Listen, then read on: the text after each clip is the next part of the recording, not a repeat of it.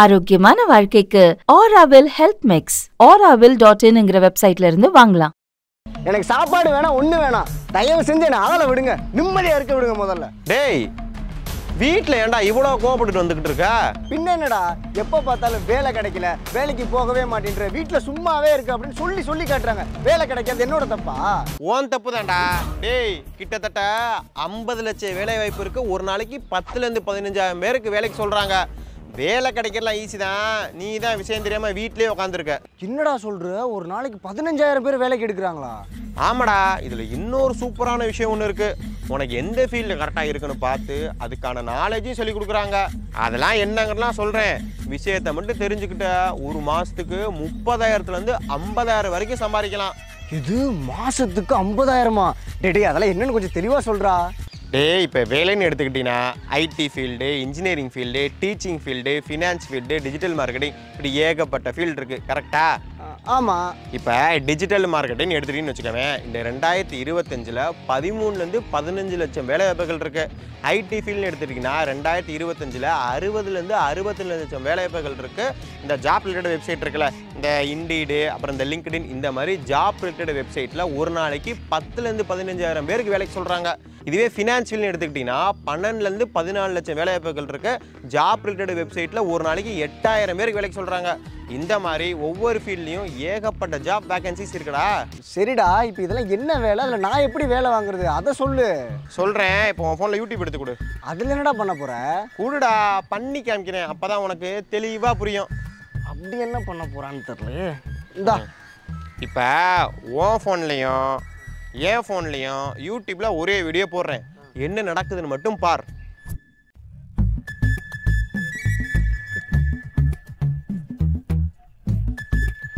பாத்தியா, 2 பேர் ஃபோன்லையுமே ஒரே வீடியோ தான் போட்டேன். ஆனால் உன் ஃபோனில் ஸ்போர்ட்ஸ் வியர் சம்மந்தமான ஆடு வருது. ஆனால் என் ஃபோனில் சன்கிளாஸ் சம்மந்தமான ஆடு வருது. அதாவது யார் என்ன சர்ச் பண்ணுறாங்க, யாருக்கு என்ன தேவைன்னு பார்த்து ஆடு வரும். இதுக்கு பேர் தான் டிஜிட்டல் மார்க்கெட்டிங். இந்தியாவில் கிட்டத்தட்ட 49 கோடி பேர் சோஷியல் மீடியா யூஸ் பண்ணுறாங்களாமா. இப்போ இதுதான் பெரிய மார்க்கெட்டாமாண்டா.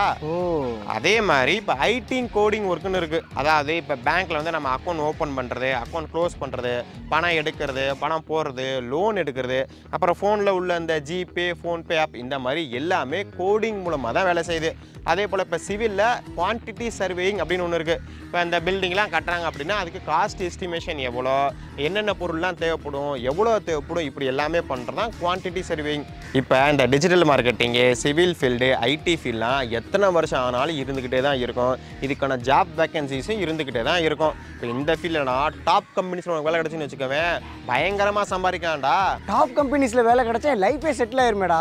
இந்த ஃபீல்டெலாம் எப்படா வேலை வாங்குறது? எப்படின்னா, இப்போ நான் மேலே சொன்னேன் digital marketing field, IT field, civil field, இது மாதிரியே டீச்சிங் ஃபீல்டு, காமர்ஸ் ஃபீல்டுன்னு ஏகப்பட்ட ஃபீல்டு இருக்குது.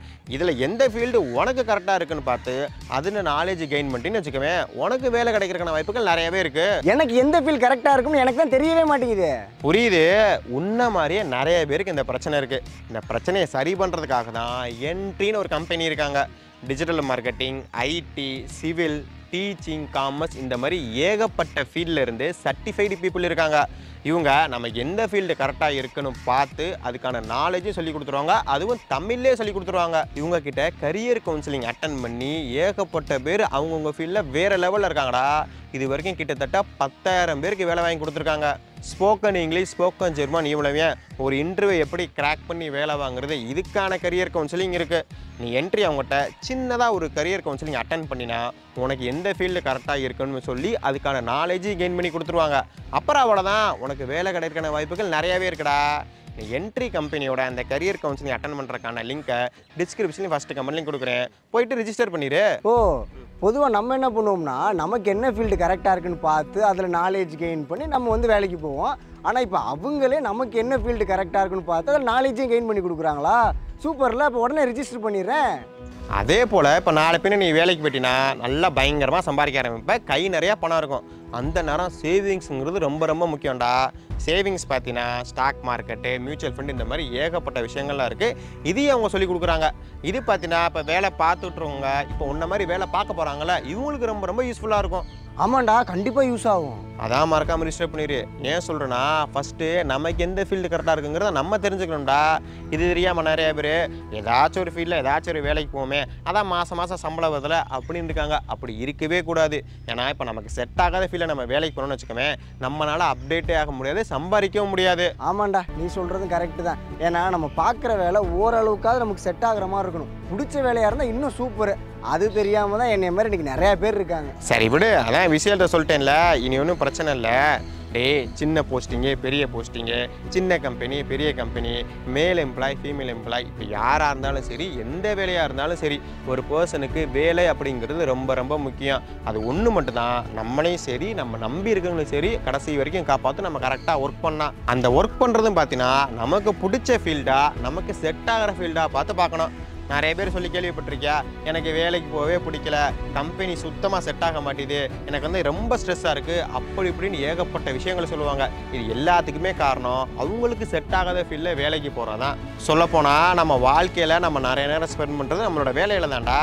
அப்படிப்பட்ட வேலை நமக்கு வந்து பிடிச்ச வேலை, நமக்கு செட் ஆகிற வேலையாக இருக்கணும். அப்போ தான் நம்மளால் கரெக்டாக வந்து அந்த ஃபீல்டில் முன்னேற முடியும், நம்ம லைஃப்பையும் கரெக்டாக பார்த்துக்க முடியும், கரெக்டாக சம்பாதிக்க முடியும். அதுக்கு தான் உனக்கு இவ்வளோ விஷயத்தையும் சொல்கிறேன். இப்போ தாண்டா எனக்கு எல்லாமே புரியுது. எனக்கும் வேலைக்கு போகணும், நல்லா சம்பாதிக்கணும், வீட்டில் இருக்கிறவங்க எல்லோரும் நல்லா பார்த்துக்கணும்னு ஆசை. ஆனால் எந்த ஃபீல்டு எனக்கு செட் ஆகும், எதில் போகணும் அப்படிங்கிறதே எனக்கு தெரியாமல் இருந்துச்சு. அதான் இப்போ நீ சொல்லிட்டில்ல, இனிமேல் பிரச்சனையே இல்லைல்ல. அவ்வளோதான்டா, எல்லாமே சரியாயிரும். வீட்டில் தான்டா கூப்பிட்றாங்க, இங்கே தான் நிற்கிறா, உள்ளே இருந்து கூப்பிட்றாங்க. அது ஒன்றும் இல்லைடா, கோவப்பட்டு வெளியே வந்துட்டேன்ல, அதுவும் நான் ரொம்ப கத்திட்டேன். அதை சமாதானப்படுத்துறதுக்காண்டி ஃபோன்லாம் பண்ணுறாங்க. பாத்தியா, சவுண்டு விட்டு கத்திட்டு வந்தது நீ, ஆனால் அவங்க தான் மறுபடியும் ஃபோன் பண்ணுறாங்க.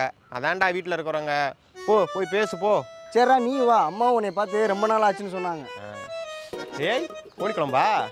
ரைட்ரா.